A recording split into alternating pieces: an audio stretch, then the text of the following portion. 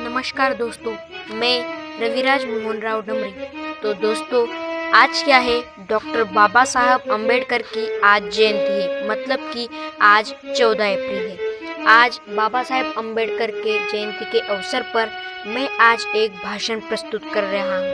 तो दोस्तों, चलिए वीडियो को शुरू करते हैं।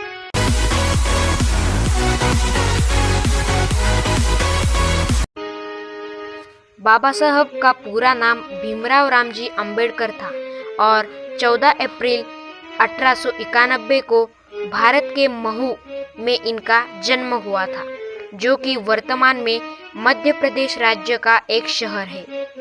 यह एक प्रत्येक भारतीय के लिए एक बहुत ही महत्वपूर्ण दिन है।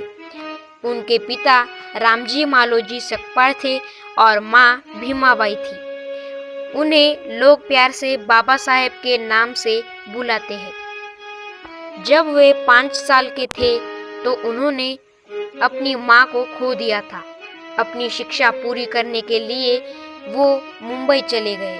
वहां से उन्होंने अपना बैचलर ऑफ आर्ट्स मतलब कि बीए की शिक्षा पूरी की और फिर अपने आगे की पढ़ाई के लिए वो अमेरिका चले गए।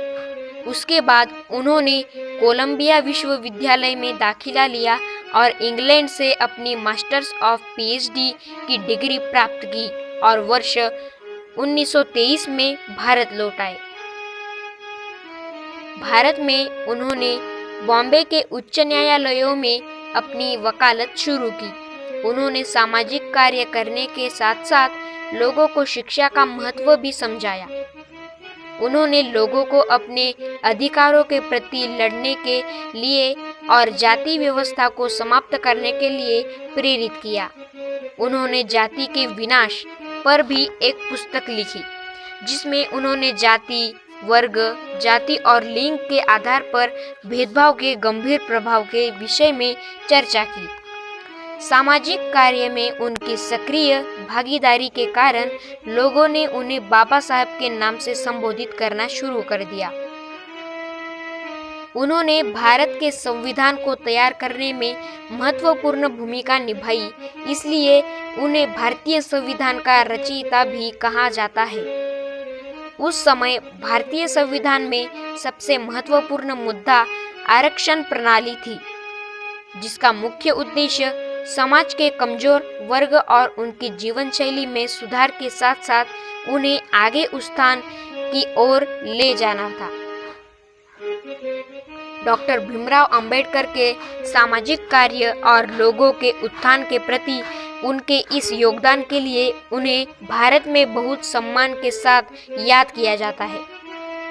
वास्तव में 14 अप्रैल अंबेडकर जयंती को न केवल हमारे देश बल्कि दुनिया के अन्य हिस्सों में भी एक वार्षिक त्योहार के रूप में मनाया जाता है। प्रत्येक वर्ष इस दिन पूरे भारत में सार्वजनिक अवकाश होता है। इस दिन उनके अनुयायियों द्वारा नागपुर में दीक्षा भूमि, साथ ही मुंबई में चैत्य भूमि में जुलूस निकाला जाता है। उनके जन्म दिवस पर विशेष व्यक्तियों जैसे कि राष्ट्रपति, प्रधानमंत्री के साथ साथ प्रमुख राजनीतिक दलों के द्वारा उन्हें श्रद्धांजलि अर्पित की जाती है। उनके सम्मान में इस दिन पूरे देश भर में, खास तौर से दलित वर्गों द्वारा इस दिन को पूरे हर्षोल्लास के साथ मनाया जाता है।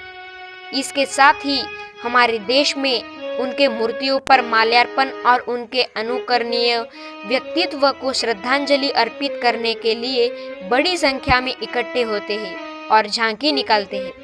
6 दिसंबर 1956 को इस महापुरुष ने अपनी अंतिम सांस ली। उनके द्वारा समाज एवं देश को बेहतर बनाने हेतु किए योगदान के लिए मरणोपरांत वर्ष 1990 में उन्हें भारत रत्न से सम्मानित किया गया था। धन्यवाद। जय भीम।